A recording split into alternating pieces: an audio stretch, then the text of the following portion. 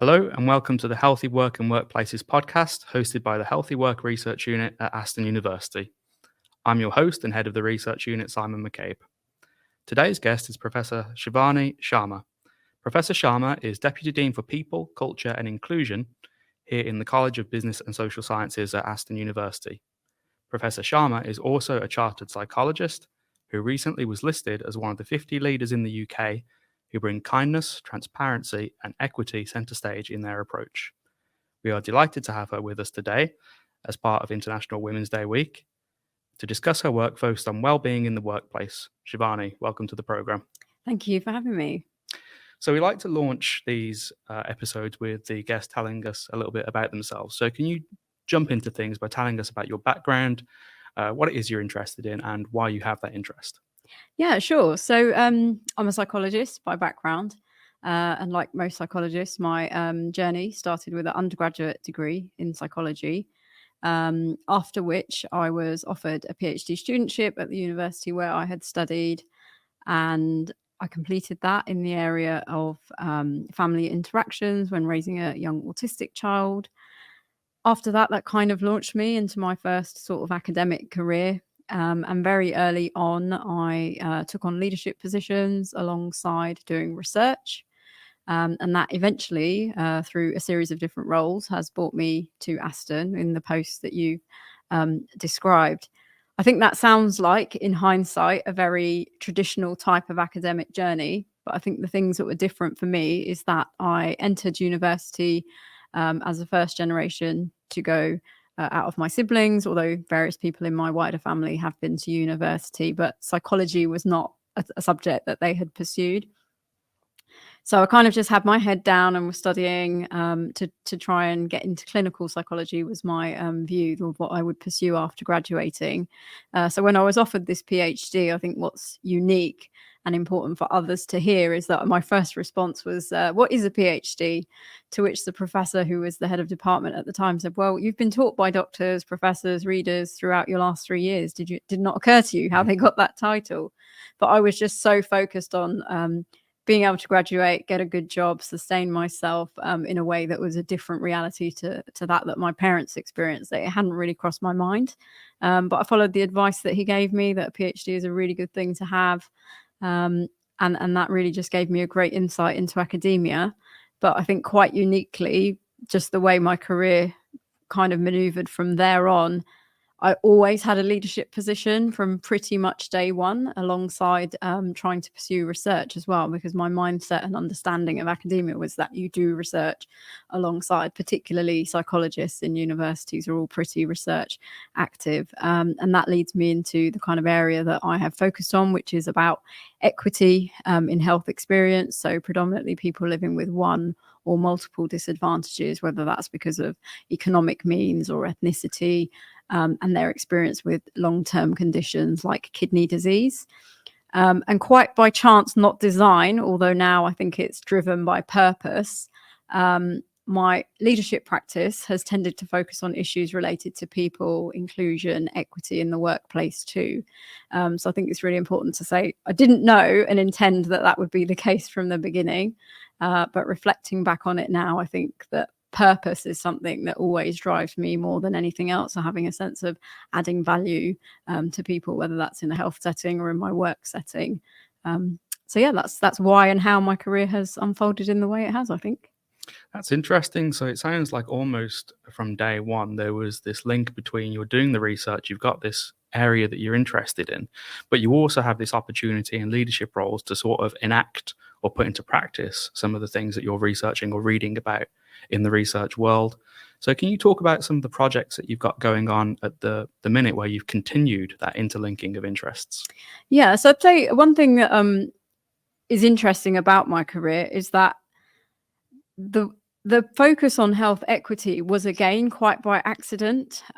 So because I still had throughout the course of my PhD the idea that I want to be a clinical psychologist, I thought I better get some kind of wider experience knowing what clinical training in psychology is like. So I ended up in the waiting room of a kidney doctor to talk to him about some voluntary experience, and there was a patient who waited for everybody to go and then asked me in Punjabi, do you speak Punjabi? To which we had this great conversation, because it happens to be the language that my parents speak with us at home. And then I asked the nephrologist that I was working with, the kidney doctor, what do you do with patients in terms of research inclusion when they can't speak in English? And he said, quite crudely, nothing, we just exclude them. However, I'd love to solve that problem with you. And it's only through doing that research that I really started to think about equity and inclusion, and then reflected on some of the injustices that I maybe just got on with throughout my life, and had a different vocabulary or lens to apply to that right from childhood. So what I've tried to do in my everyday practice and the projects that I work on is not only bring my own lived experience of different things in, but to really listen to and work with others to co-create. So it was really lovely to be nominated for the Kindness Award. But what that's acted to do is to really make me think about, what does kindness mean for the organization and the people within it? But also, what does it mean to me? Because there's no good in me trying to facilitate and engender a culture that is not one that I fundamentally connect with or practice for myself. So being new to Aston, it's great because I have experienced it to be a really friendly environment. And that can sometimes be a challenge in and of itself, is how do you make good, exceptional, or even better, and constantly reimagine what workplace culture looks like and be leaders in that, as opposed to just following sector trends, etc. So one of the projects I'm really keen on pursuing at the moment is what kindness means to the community within the college where I'm based, and how we bring that into everyday process and practice, and in a way that others look at and it's positive. Because one thing about kindness as a word is people don't often associate it with leadership. And when they do, they might be inclined, especially I think there's some discipline specific probably noise around this, that they might think of it as a weakness. Kindness doesn't really go in leadership, should be powerful, dynamic, visionary, all those things.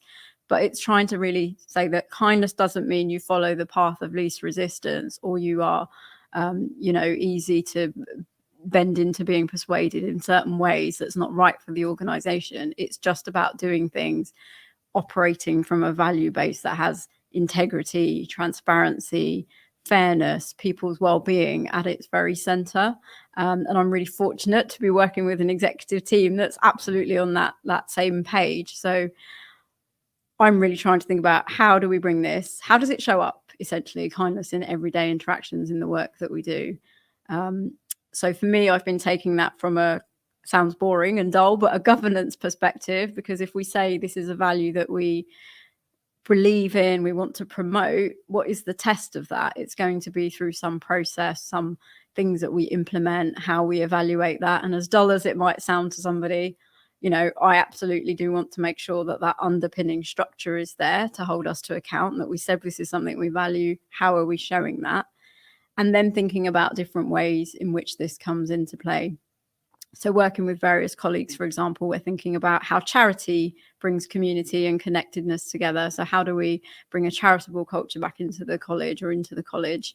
How do we use, as a big foodie, how do you use food to connect with people and create space? Because although they sound like very simple solutions, actually some of these things are an everyday actionable response to bigger workplace issues, like people feeling lonely, and some people are still feeling lonely post-pandemic, and integrating back into workplaces, etc.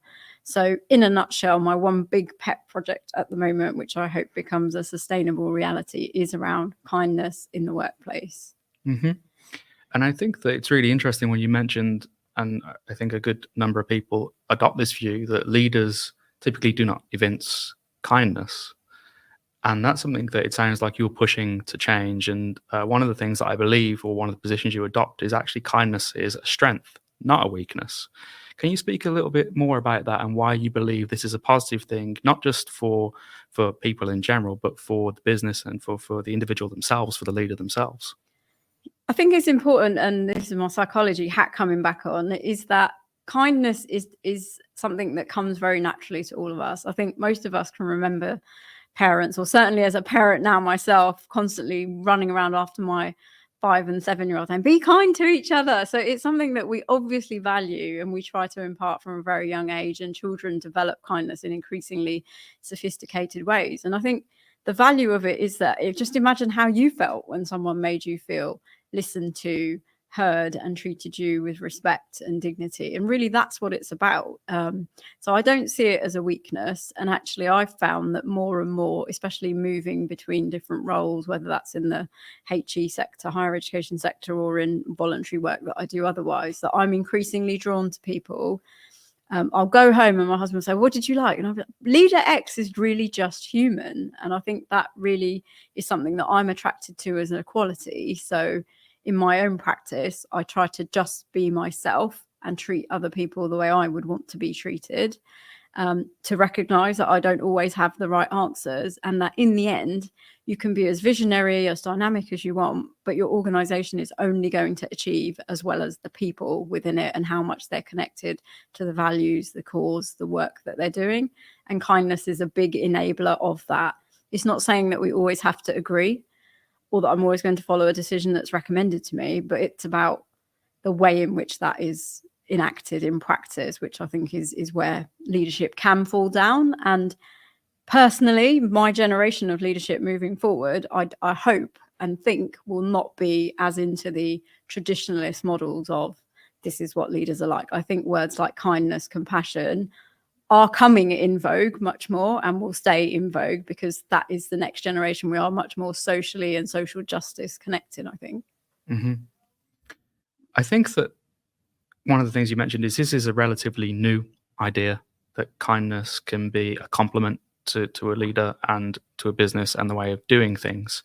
However, I do think there is an older generation, or certainly different other disciplines, that are at polar opposites with that to some degree.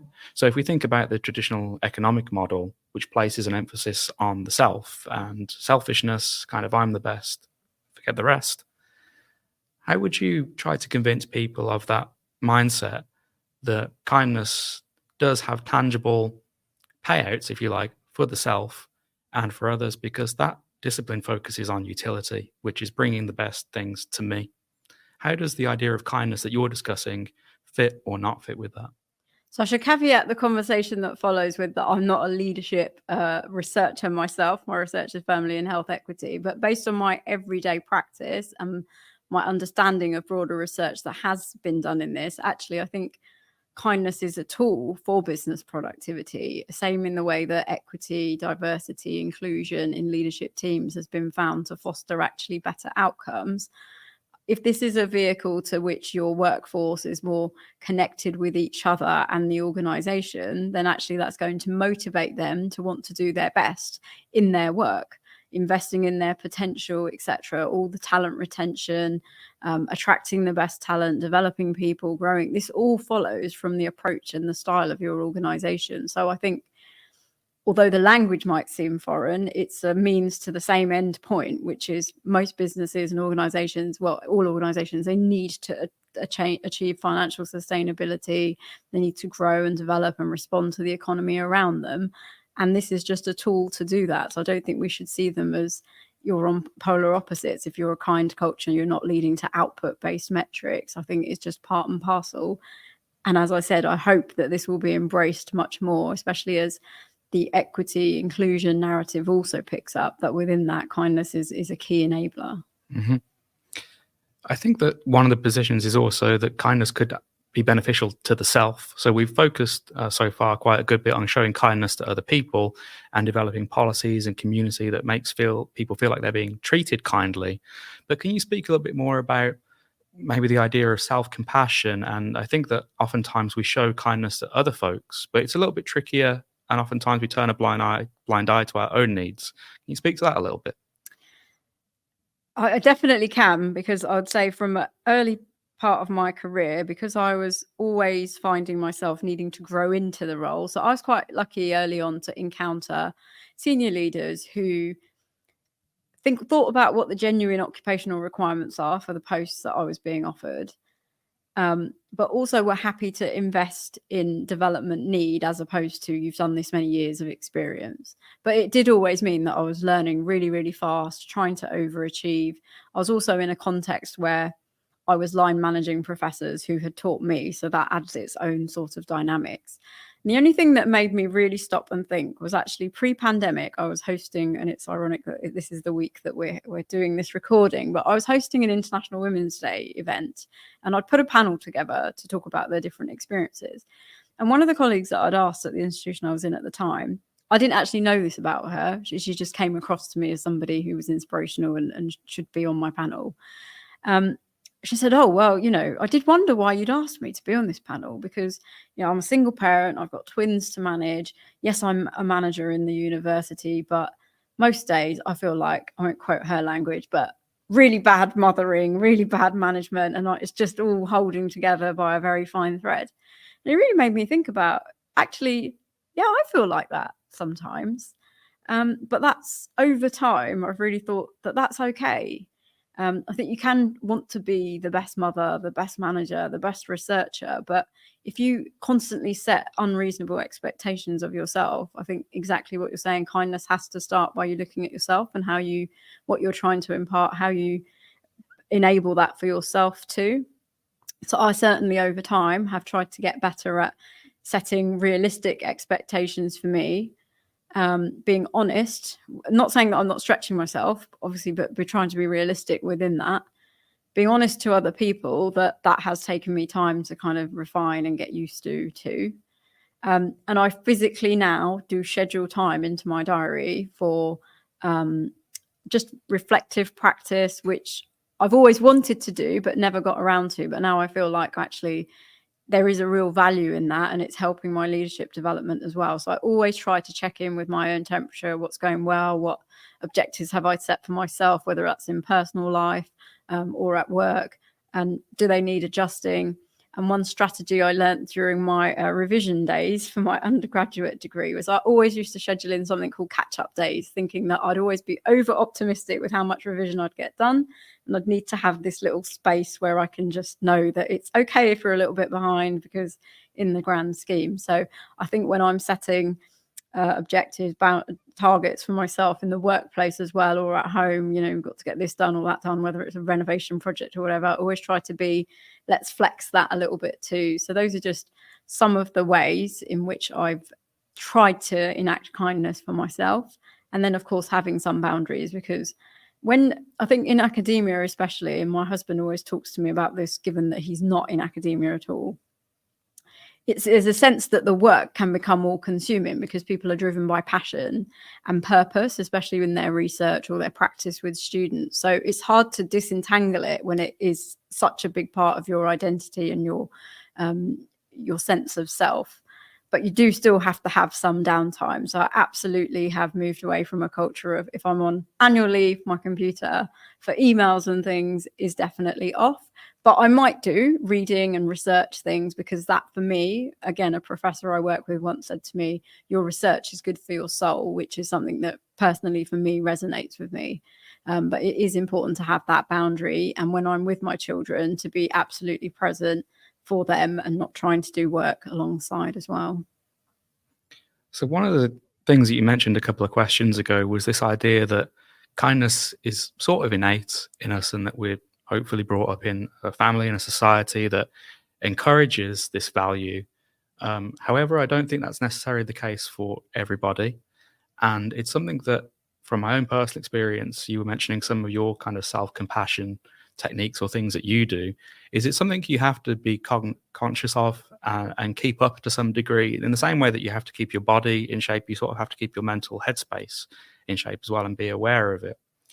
And I was wondering, so you mentioned about shared goals and community and leadership, but in terms of how this looks in practice within an organization, what are some of the things that people could do or things that could be offered that would help people develop or nurture that sense of kindness to others and themselves?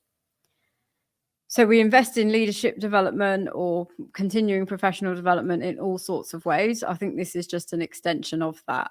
I think if we just say it's a value that we want to promote, but don't actually I don't like the word educate, but try to take the organization on a transformative journey towards that, then we may not get to where we want to. So I think co-creating the meaning of what does kindness mean in this place, as it were, and then working towards, well, how do we make this show up, and making sure that that vision is also co-created, but giving people the skills and tools to do that. So I will often say to colleagues, like, oh, don't worry about that, just be kind to yourself. So I'm trying to normalize that language of it. If it's okay, if it feels unmanageable, maybe it is unmanageable and something needs to shift, whether it's in this organization or others, like trying to bring that language in. Taking responsibility myself for trying to create some moments of connection, because that then becomes infectious. So I'll give an anecdote from my current kind of the team around me. I once made a comment about someone was going away. It was like my first week at the university, and I said, well, you're going away, what are you going to bring back from holiday? And they said, oh, we don't do that. But actually now, every time someone goes away, or it's International Women's Day or Pi Week, whatever it might be, someone is trying to bring something into that. And that's not something I started. The PVC of our college also insists on that when we have a leadership team meeting. Who's going to be baking something can bring it in, because it creates a break to connect. And that's where you can start talking about issues and things as well. So I think we need to have that development and investment in, this is what kindness is, this is why it matters to the organization, this is how you can practice it, and check in not only for yourself, but check in for others. So I think we can give people clean feedback, because being kind is not about not also calling out bad behavior in the workplace. I think the kind of thing to do is to challenge bad behavior too. So there's multiple strategies, but I don't think we should treat it as it's something that needs to be managed in a totally different way to any other organizational objective where you want to develop and invest in people. How do you speak to people or try to convince people who are a little bit perhaps opposed to this idea? So firstly, I think we all relate to certain kinds of leaders a bit more. And I think if you encounter someone who is kind, some part of that naturally does rub off on you. Secondly, I absolutely appreciate, being British Indian myself, that there are cultural nuances around what kind looks like, what self-compassion looks like, what the bar for resilience might be. And I could tell you multiple stories about times when I'm not a person who's very emotive in certain ways, but I know I've always been told, don't cry about that, or don't, so that trains you in a particular way as well of how you'll show compassion for yourself or others. But recently I did some work in the fire service, actually, which is, in terms of gender balance, the group that I was working with was mostly self-identified men. And it's interesting that how people who may have dismissed that to begin with, after years of perhaps experiencing certain things, then come to realize that kindness is really important and self-care to themselves is very important. So I think the more we can also bring narratives like that into the forefront as a preventative measure, that might be that person's lived reality, that they got to that stage and then realize that, some almost a crisis point had to happen before they realize I need to take more care of myself, physically and mentally. But if we can learn from that and share that more openly, then perhaps we all relate to others who somehow make us feel more comfortable, whether that's because we have the same gender identity, the same ethnic identity, ethnic origin, whatever it might be. The more you can also showcase some of these stories as well, I think that's a powerful tool to make people feel it came from somebody who I almost have some degree of trust in more as a messenger. So that may not always best place be me or a senior leader. So I try to use lived experience voices a lot more. So what's next for you? What's coming up? What's the next year look like for you? Well, so I'm new to Aston. So continuing to get settled in and learn about the university and everybody, connecting with individuals across the different colleges, colleagues, etc., will be a big part of the year. But also I'd just like to get in motion some plans about people, culture, inclusion in our college. So what that means, what it's going to look like, and get some exciting projects off the ground. And then in my own research, I'm trying to move to the sort of next stage of, we've got some underpinning understanding of patient care and equity issues, but I'm hoping that in this year I will get the chance to start developing some more intervention side action. So it's going to be a planning and action focused year is pretty much all I can say. And every time I make a plan, it always evolves and moves in a different way, which I'm open to. So I'm not going to be any more concrete than that. So one of the things we ask at the end as we wrap this stuff up are a couple of questions. The first is, do you have any advice for students who would want to follow the kind of career path that you've had and get into this area of research and leadership? And then the second question is, if you could go back in time and thinking about your career, give yourself a piece of advice, what would it be? So you can answer either of those or just one of them. Okay, all right. So to students, I would say never be afraid to ask for help or guidance, because I have asked lots of people for help and guidance and never been disappointed. So I think the kindness of these people really has paid off in how my career has navigated since. Advice to myself, I think I was always focused on what I want to be or get to, but actually over time I've realized is that don't put a full stop on your career or your expectations. Just be open to whatever. You might have a loose plan, but be open to whatever the world has to offer you and taking up these opportunities. So don't let your own thinking constrain your success. Professor Shivani Sharma, thank you for joining us. Thank you for having me.